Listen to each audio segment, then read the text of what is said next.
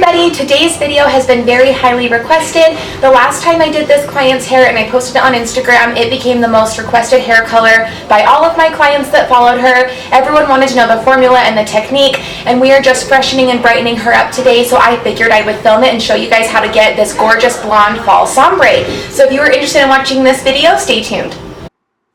Alright, let's get to mixing. I am of course using my Holy Grail Lightener Oxycur by Goldwell, and I am going to be doing two different formulations of this. My first one is going to be 40 volume, and I'm mixing that up with a whisk right here, and then my second one is going to be 20 volume. And the reason being is I'm going to use 40 where she has her natural hair and some old color we are working through, and then I'm going to use the 20 on her blonde ends where she's already been pre-lightened. And I am adding 2 milliliters of pH bonder to each of my formulas just so that we can keep her hair healthy and protected.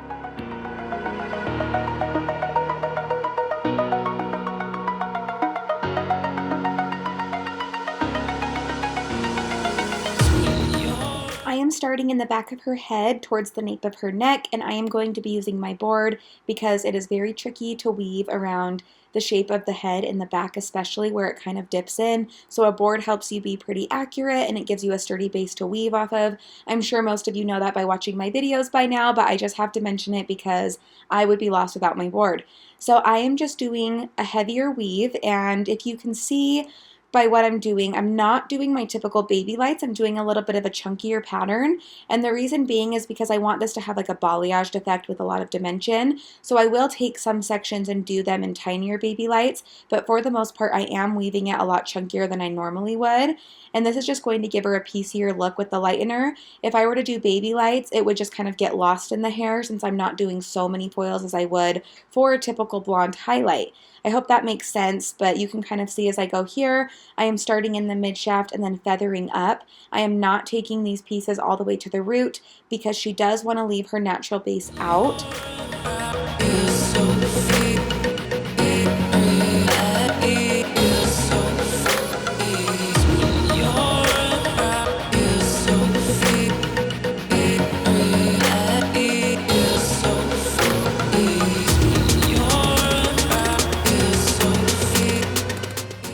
I am just working in a bricklaying motion, and I am just going to continue this pattern up the back of the head. I do 1 foil in the center and then 2 on each side, kind of on an angle, and I am leaving bigger subsections than I would on a normal blonde highlight. Not anything too crazy or too big, but I definitely want to have some dark in there and some dimension in there as well. So I am just going to follow that up the back of the head, and then you will see what we do after that.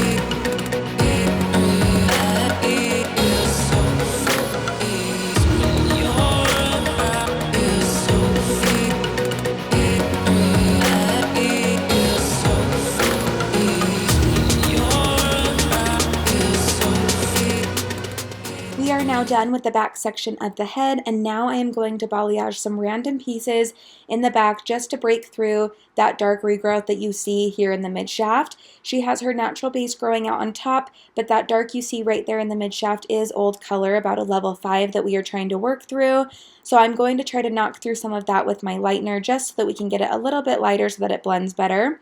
So here I am just back combing to diffuse any lines, and then I'm just going to take some foil and then balayage with my lightener, mainly focusing through that midshaft to get that brassiness out, and then feathering down towards the ends but leaving most of the ends out since they are a lot lighter and we don't need to lift them. And I am using my 40 volume for this because we need a stronger lift and it will be sitting on less time than her actual foils.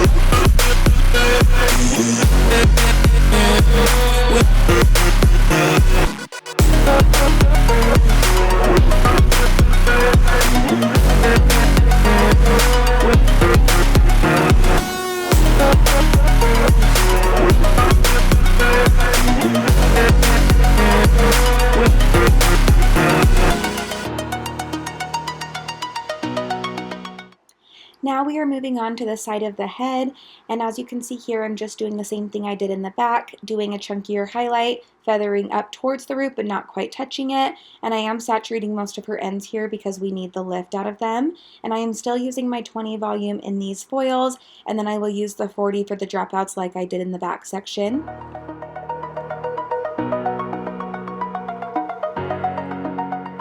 It's kind of hard to see here, but I have been doing my money pieces a little differently lately. Instead of doing separate foils all around the hairline, I will take a weave and then include the money piece in with it. I hope that makes sense.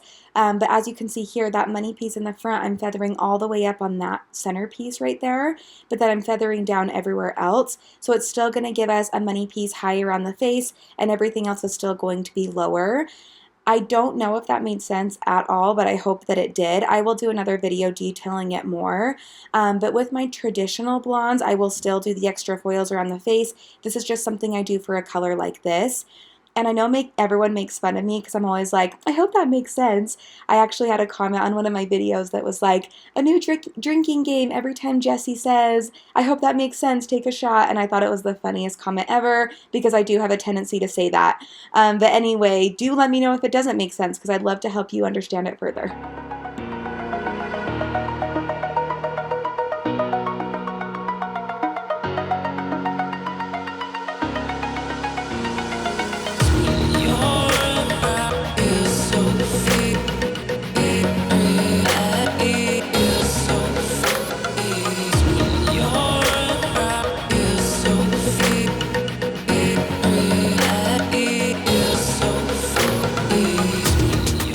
Now that we are done with the highlights, I am just going to repeat what I did in the back by balayaging the dropouts with 40 volume. You get the drill. I am just repeating what I did in the back section, and then I will continue on to the other side.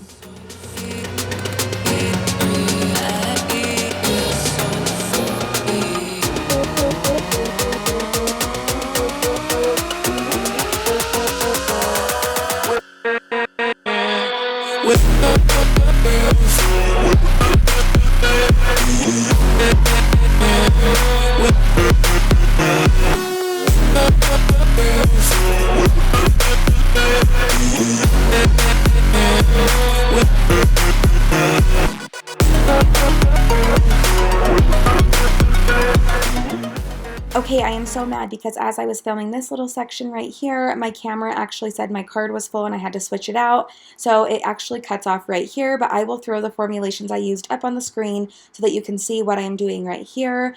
But what I am doing is rooting her right now, and I am doing a 6N, and the reason being is because that's pretty close to her natural level, but I don't want to take her all the way down to what her natural is. And this is just going to help smudge that natural base down in with the highlights so that there are no harsh foil lines and it all blends very nicely.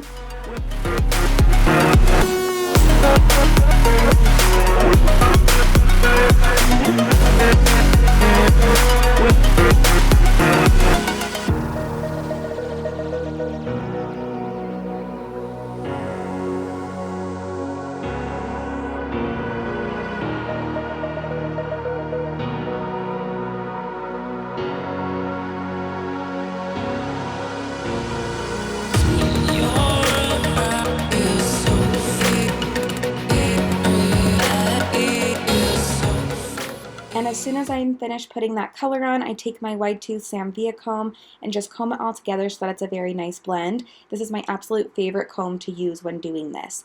Now I am working on the other side, and as you can see here, I am just smudging everywhere, and then I keep her money pieces out and just barely tap those at the end so that they stay very bright around her face.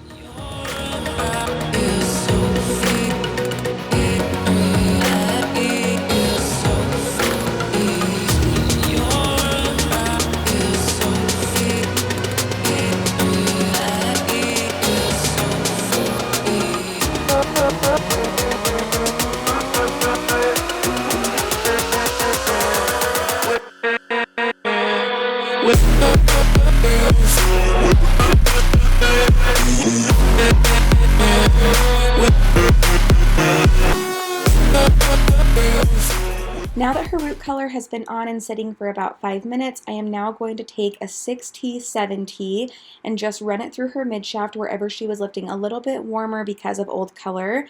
And this is just going to help the transition very nicely so that we don't have a warm band in her hair. And 7T is a new shade out by Redken Shades EQ, and I am obsessed with it. I have been saying for years that we need a 7T, and they now have a 7T 8T, which is just incredible. 6T has been my go-to for so long, and so I am so glad that they introduced that tone in lighter shades. It's a miracle worker.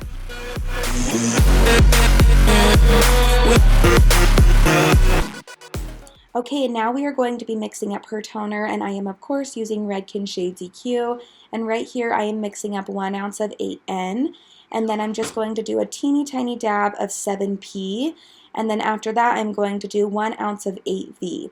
8N 8V is one of my favorite toners for that beautiful beigey blonde, and I added just a little bit of 7P to give that really pearly blonde color.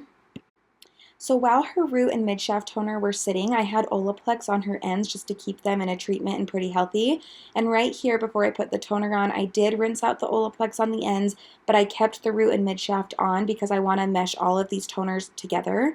So right now I am just putting on that end toner I just mixed up, and then I'm just going to work through her entire head, scrubbing it in, meshing all those tones together. And I think I did this for about 5 minutes, and then I rinsed her out.